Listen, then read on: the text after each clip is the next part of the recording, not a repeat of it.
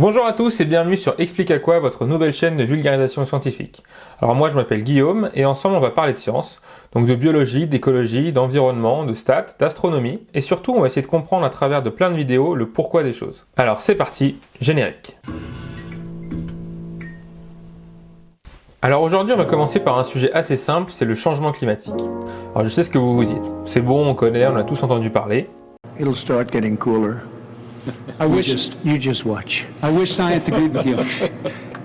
Hey, well, I don't think science knows, actually. Alerte au Google! C'est vrai qu'on est tous sensibilisés plus ou moins au sujet du changement climatique. On en parle à la télé, à l'école, dans les journaux, sauf qu'on le prend peut-être un peu trop pour acquis. Parce qu'en 2019, il y a une étude qui montre que sur 1000 personnes interrogées en France, 23% des gens ne croient toujours pas au changement climatique.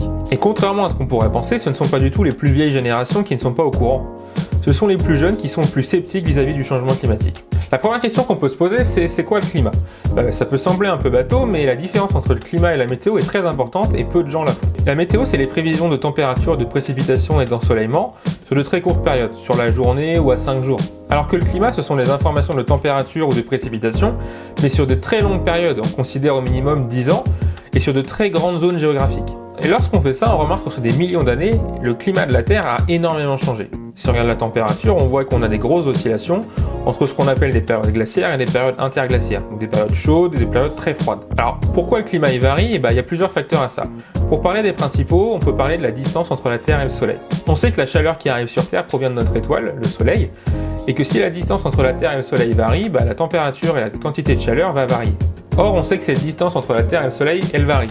Elle varie pour plusieurs raisons. La première raison, c'est que la Terre ne tourne pas autour du Soleil en faisant un cercle parfait, en gardant tout le temps la même distance. Elle fait ce qu'on appelle une ellipse.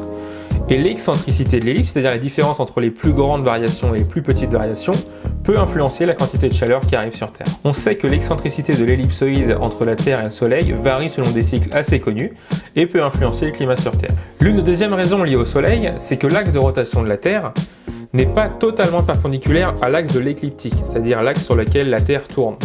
Elle est un tout petit peu penchée, actuellement de 23 degrés, mais cette inclinaison varie en fonction du temps et va influencer la quantité de chaleur qui arrive sur Terre. L'un des autres facteurs qui peut influencer le climat sur Terre, c'est la présence ou non de glace sur les pôles qui va influencer sur l'albédo général de la Terre. L'albédo, en gros, c'est le fait que les matières claires et les matières foncées ne reflètent pas la lumière de la même façon. Les matières blanches vont refléter toute la lumière du soleil, alors que les matières noires vont la prendre et emmagasiner la chaleur qu'elle contient. Ce qu'il faut retenir, c'est que si la Terre est froide, elle a de la glace. Si elle a de la glace, elle renvoie la chaleur et se refroidit. Aujourd'hui, on considère que le climat de la Terre est plutôt chaud. Si on compare aux dizaines de milliers d'années précédentes, on est dans une oscillation plutôt haute et on s'attend à ce que dans les prochains milliers d'années, la température diminue. Alors vous pouvez attendre avant de sortir les manteaux, on parle d'échelle de milliers d'années, dizaines de milliers d'années. Mais ce que montrent les graphiques de température sur les milliers d'années précédents, c'est que les variations de température ne sont pas aussi fortes. La température moyenne de la Terre ne varie pas plus de 5 degrés sur des dizaines de milliers d'années. Or, si on regarde les variations de température sur le siècle dernier, on remarque que la variation de température est assez forte sur une échelle de temps très très courte. On parle de moins de 2 siècles. Si on compare cette variation sur les variations du dernier millénaire, ces changements sont radicaux. Mais alors d'où vient cette variation de la température aussi récente ? Aujourd'hui, on sait que l'augmentation de la température est due à l'industrialisation humaine et à la combustion d'énergie fossile. En fait, la combustion des énergies fossiles comme le pétrole ou le gasoil augmente le dégagement de CO2 dans l'atmosphère et contribue à l'effet de serre. Alors petit rappel sur l'effet de serre. Notre Terre comporte une atmosphère composée de différents gaz comme le CO2, l'azote ou la vapeur d'eau. Ces différents gaz entraînent sur Terre un phénomène qu'on appelle l'effet de serre. C'est-à-dire que les rayons du Soleil qui arrivent sur Terre traversent l'atmosphère et rebondissent sur la Terre. Une partie est renvoyée vers l'espace et une partie est retenue sur Terre et provoque ce qu'on appelle un effet de serre, c'est-à-dire qu'il maintient la température comme le ferait une serre dans votre jardin. Et en effet, si on regarde les courbes d'augmentation de la température sur le siècle dernier et les courbes d'augmentation du CO2, on remarque qu'elles sont étrangement corrélées. Mais cette corrélation n'en fait pas pour autant une preuve. Ça pourrait être une énorme coïncidence que du CO2 naturel arrive au moment où nous nous mettons à brûler des énergies fossiles. Donc il faudrait savoir d'où vient ce CO2. Et c'est pour ça que des chercheurs ont mis en place des méthodes permettant de tracer le CO2, savoir si nous étions ou pas les responsables de ce changement climatique. Pour cela, ils ont utilisé des méthodes isotopiques. Alors un isotope, c'est quoi ? À la base, un atome, comme le carbone, va être composé de protons et de neutrons. Dans le cas du carbone, on a 6 protons et 6 neutrons. Un isotope, c'est un atome qui a le même numéro atomique et une masse différente que l'atome d'origine. Par exemple, dans le cas du carbone, on a le carbone 12, qui est le carbone d'origine, avec 6 protons et 6 neutrons, Et le carbone 13 avec 6 protons toujours, mais 7 neutrons. Et on a aussi dans le cas du carbone, le carbone 14, qui est composé de 6 protons toujours et de 8 neutrons. Bien joué. Ces isotopes du carbone se retrouvent dans toute la matière composant du carbone, par exemple le CO2. Et donc, grâce à cette méthode, on est capable de regarder si la proportion d'isotopes est la même en fonction de l'origine du CO2. Alors le CO2 peut provenir de différents endroits, naturellement dans l'atmosphère, de la consommation des énergies fossiles, du dégazage des océans ou de la respiration des animaux et de l'homme. La particularité du CO2 provenant de la combustion des énergies fossiles, c'est qu'il est très pauvre en carbone 14. Pourquoi ? Parce que le carbone 14 est le seul des 3 isotopes à avoir une durée de vie très courte. Contrairement au carbone 12 et au carbone 13, le carbone 14 disparaît complètement des échantillons de carbone après seulement 5000 ans. Or, les énergies fossiles sont des énergies qui ont maturé pendant des millions d'années, et donc qui sont aujourd'hui naturellement très pauvres en carbone 14. Et si on regarde la proportion de carbone 14 dans l'atmosphère ces dernières années, on remarque qu'elle diminue, parce qu'elle se remplit d'un carbone très pauvre en carbone 14, dû aux émissions d'énergie fossile. Et donc là, plus de doute, le coupable, c'est nous.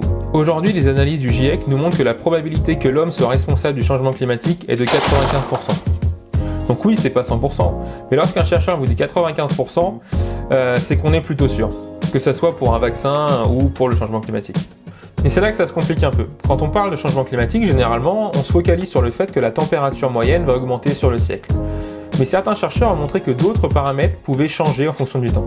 Par exemple, une équipe de chercheurs a montré en 2010 que l'augmentation de la moyenne de température pouvait être liée à une augmentation de la variation du climat. Ça veut dire qu'en plus d'avoir une augmentation de la moyenne en fonction du temps de température, on va aussi avoir une augmentation de la variation du climat. On parle de probabilité d'événements extrêmes, c'est-à-dire qu'en plus d'avoir une augmentation de la moyenne, on va augmenter la probabilité d'avoir tantôt des épisodes de sécheresse très fortes et tantôt des hivers très rigoureux. Alors attention, on ne parle pas d'un jour chaud au mois de février, on parle d'une semaine de canicule extrême au mois d'août. Et des couches de complexité, on pourra en ajouter. Parce que le problème avec le changement climatique, c'est qu'on essaye de comprendre les phénomènes à l'échelle de la Terre entière. On peut prendre comme exemple le Gulf Stream. Le Gulf Stream, c'est un courant d'eau chaude qui remonte de l'Afrique vers l'Europe et permet à l'Europe d'avoir un climat plutôt tempéré. Et bien certains chercheurs pensent que le changement climatique, qui entraîne la fonte des glaces en Arctique, pourrait entraîner un arrêt du Gulf Stream. Soit parce que la température de l'eau change, soit parce que la salinité change. Mais cet arrêt du Gulf Stream pourrait changer radicalement le climat en Europe, de passer d'un climat tempéré à un climat extrêmement froid. Tout ce micmac fait que comprendre le changement climatique c'est extrêmement compliqué, et que de le réduire à un simple réchauffement climatique est généralement assez faux. Mais ce qui est sûr, c'est qu'une augmentation aussi rapide de la température depuis le début du siècle est catastrophique. Mais la complexité du changement climatique et l'intrication qu'il a avec d'autres phénomènes sur Terre pourraient nous réserver de très mauvaises surprises. Et maintenant se pose la question de savoir quelles conséquences a déjà ou pourrait avoir un tel changement climatique sur les espèces animales et sur nous. Et pour le savoir, il faut s'abonner et attendre les prochaines vidéos. Merci d'être resté jusqu'à la fin, donc c'était la première vidéo de la chaîne, j'espère qu'elle vous aura plu, même si c'était un sujet un peu simple, mais bon, je voulais commencer avec quelque chose de facile. Je mettrai en description toutes les informations et les sources que j'ai utilisées pour cette vidéo. N'hésitez pas à commenter si vous avez aimé, à mettre un like, à la partager, et on se voit pour une prochaine vidéo. A plus!